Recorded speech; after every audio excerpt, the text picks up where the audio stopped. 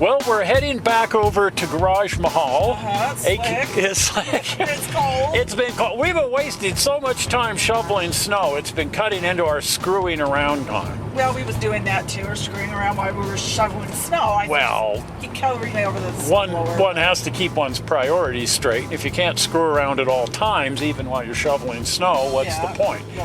Anyway, we're returning to last week's screwing around, which is the Mattel Hot Wheels Fun Factory, which completely failed in last week's show. And I've given it a valve job, and oil change and a valve job and a few things. I found some things wrong with it is the essence of that. And it's still a very old toy, and it's still just a toy. But in theory, it's working now, and we're following along a certain sort of chain of thinking on the whole thing, and we're going to see if we can't make it work. Yeah. And if we can make it work, I intend to build a brass engine with it. Are you serious? I'm serious. Okay, I know that's insane. Don't get me wrong. I know that's insane. That's a Hot Wheel. But I think it's actually possible. So check this out. While the mission did seem to be impossible after our first failure, these molds are so cool that we just felt obligated to find some way to get this thing to work. Now, the biggest problem that we had was that the Mattel Plastix just wouldn't come out of the nozzle. You'd push down hard and nothing came out, and then the Plastix ended up going around the cylinder and making a big mess on everything. So I tried to dismantle the machine, not possible, it's all held together with rivets, but I was able to free up the valve. And suddenly we found ourselves actually casting up car parts. I can't say that it was working 100% of the time, it was more maybe 50% of the time. But we were able to get some decent castings off of the molds. In this case, we shot both cavities in this mold, and on opening it, we had one car and one failure. And that's about what we expected. If you really want to play with this thing, though, you need to find parts to make cars with. The red line wheels are readily available because there's so many people into Hot Wheels cars. Now, the car weight's not available at all, but what I was thinking is I'm going to go ahead and make a spin casting mold off of some of those, and that way we'll have them coming out of our ears. And if we want to, we could stick them on eBay. The biggest problem is the Mattel Plastix. It's not available anymore, and there just isn't that much new old stock floating around out there either. Also, it hasn't aged very well. Notice the green sticks here with the cracks in them. Those actually wouldn't melt for us at all. They had all dried out over 45 years of sitting. Moreover, it takes quite a bit of this stuff to make a car. 2 of these pellets are required just to make one car body. However, based mostly on the smell of the stuff as it's melting, we concluded that it isn't actually plastic, it's plastic wax. Now, plastic wax is an industrial product. It's used in a lot of different applications. CNC machinists use it to test out their computer programming. If they've programmed a lathe or a milling machine to carve out a certain part, rather than unleash it on a block of metal, it makes more sense to test the programming on a block of wax. But plain old paraffin wax would be unacceptable, so they use this product. It's a very hard wax. Now, for what it's worth, our friend Don Hendrickson, who builds the really cool brass locomotives, used CNC machining to build the mag wheels for his 1/8 scale Cobra, and boy did they turn out nice. But the programming was all tested in wax first. Plastic wax is also used for 3D printing. Some 3D printing is done with really fine wires of plastic wax. But the principal use of this stuff has always been in jewelry making, and that has been subverted into making brass locomotive parts. These are some EMD cooling fans I made using this process. Here we see one of Don Hendrickson's really cool O-scale brass shays. Now the boiler and the cab sides and the tender sides are all made out of photo-etched brass sheet, but the rest of it is all lost wax brass castings all soldered together. Therefore, what we really have here is a wax injection machine which could easily be subverted into making parts for brass locomotives. So here's how that process works. This is an original pattern made up out of brass all soldered together. Then a rubber mold is pulled off of that and split apart with a knife.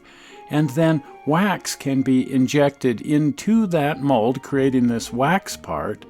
And then the wax part is invested. It's put in something that looks sort of like plaster, and then that's baked at 2,000 degrees until the wax vaporizes, and then molten brass is poured into that mold in a casting machine. And what you end up with is this, a whole bunch of brass parts. These are sandboxes for an Alco DD40. So, off to one of our favorite stores. It's almost as much fun as a hobby shop. This is Freshman's Jewelry Supply in Salt Lake City. And they have all these fun and weird and interesting things. Amazing tools for the jewelry maker. This is a real wax pot. This is what you're supposed to use for doing lost wax casting. The wax is placed in this pot and then it's melted. You can see it also has a temperature control, which is really nice. And then that little black hand pump is used to inject the wax into the mold. This is what I'm attempting to use the Hot Wheels factory for. When one finds oneself at Freshman's, though, you have to look around and find other fun things. This is all flat and square wire. That's really cool. The big thing here are the amazing tools, jewelry making tools, super high quality and easily subverted for screwing around. Now, Freshman's actually opened up in 1895 in Cripple Creek, Colorado. Since there was a lot of gold and money floating around, it seemed like a logical place to make jewelry. They continued chasing the gold and money to Victor, Colorado in 1909. Ultimately, they ended up in Salt Lake City in 1920. And the company's been handed down from father to son for 4 generations, ending up with our friend Charles Freshman. These are all wax castings that are just commercially available for making your own jewelry. You can buy the wax castings rather than make your own.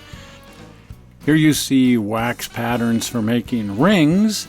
They also have all kinds of wax for casting and carving for making your own stuff, and that's what we're after. That and some square wire, because Karen uses that for making jewelry.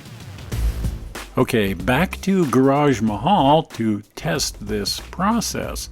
We started by cleaning out the machine and the molds to make sure there was none of the Mattel product in there that might kind of cross-contaminate our process. Then we went ahead and loaded the machine up with some of our new blue casting wax. We gave that 5 minutes to melt, and actually what we found is that it melts to a much thinner consistency than the Mattel wax, and that's a bit of a problem. It tends to leak out of the machine and make something of a mess. But it did inject nicely into the mold. Wonder what we have here. Well, that's what we have here. It did work just fine. Tends to produce a lot of flashing because it's so much thinner than the Mattel product. But this can all be cleaned away with a knife. So I don't know if you'd call this a success or a failure, but maybe somewhere in the middle. But just like the Mattel product, it doesn't always work. It's very inconsistent. Okay, we're going to pull out another toy here. This is a Mattel vacuform machine. Now, we don't have any clear wax to cast our windows with, so I decided to use the vacuform machine to make windshields and side windows for our new cars. The vacuform machine uses this stuff. It's a very thin plastic, and that's placed in the machine and heated to 350 degrees. And once it's good and soft, you move that over to the other side of the machine where you have a pattern, and then you pull down a vacuum with a little handle, and that sucks the plastic down on top of your pattern, creating a part. These are just a gas to play with, and back in the day, Mattel offered hundreds of different patterns for making your own toys. But they have a lot of legitimate modeling applications. You can make jet airplane canopies out of the clear material and all kinds of things. So what I've done here is I took green epoxy putty and I shoved that into the top side of the mold for making the windshields and side windows and let that harden. And I'm going to use that as a pattern. This stuff is best known as Billy Mays' Mighty Putty, but you know, it's been on the market for like 60 years and you can just buy it in the hardware stores rather than buying it from the ass seen on TV guy. Anyway, I shoved some of this putty into the mold, pulled it out, let it harden, did a little bit of cleaning up, and now I'm going to pull clear plastic down over it with the vacuum machine. And that worked just fine, and it produced this lovely little plastic shell here, which should fit the car body perfectly, as it's made off of the proper mold for that. A little bit of test fitting shows that it's going to drop in there fine once the edges are all trimmed up. It's going to take a fair amount of cutting back to get it to go up in there, and then it fits up in there just fine and looks way better than any kind of clear casting because it's a very, very thin section. That's why a lot of guys like to use these to make airplane canopies and so on. They actually look better. So while it was a little bit challenging, we did produce several Hot Wheels cars. However, in revisiting my idea for using this thing for injecting wax molds for making brass locomotive parts, probably not. It's just a little too unreliable and flimsy. It is a toy after all, and it is 50 years old. Well, once again, that could have gone better. Yeah, it could have. Yeah, it could have gone worse. Yeah, well, yeah, there's no smoke and no fire with this one. There was no smoke, no fire, no frozen pipes, no major significant problems. Didn't have to call a man wheel guy. But I'm not at all convinced I'm ever going to be able to use that thing to build a brass locomotive. Probably not. Probably not. I mean, anything's possible. Well, but I'm just thinking it would be 100 times more work than just getting a proper wax pot. I was just going to say, if you want to work yourself to death You for know, one little thing. yeah, and wax pots come up on eBay from time to time, so that's probably the thing to Keep do. our eye out for the real McCoy. And if we do, then I want to try using the real wax pot with the Mattel molds to see if we can reverse this whole thinking around and use that to make Hot Wheels cars. There you go. Because why not? And wouldn't it be silly to cast one out of brass? Ah, that could be cool. Wouldn't that be like the most outrageous thing ever? A brass Hot Wheels car. Yeah. People would look at that and know that we are completely nuts, that we went to all of the trouble to build a brass Hot Wheels car. Right. We'd have to sell, you know, on the open market for $150 because that's the nature of it. Anyway, we're going to give that a shot. Well, if you haven't been over to the channel, pop on over to the channel. And if you haven't subscribed, do subscribe. Please. Blue button coming in. You ready for it? 3, 2, 1. Zoink! Blue button that says subscribe.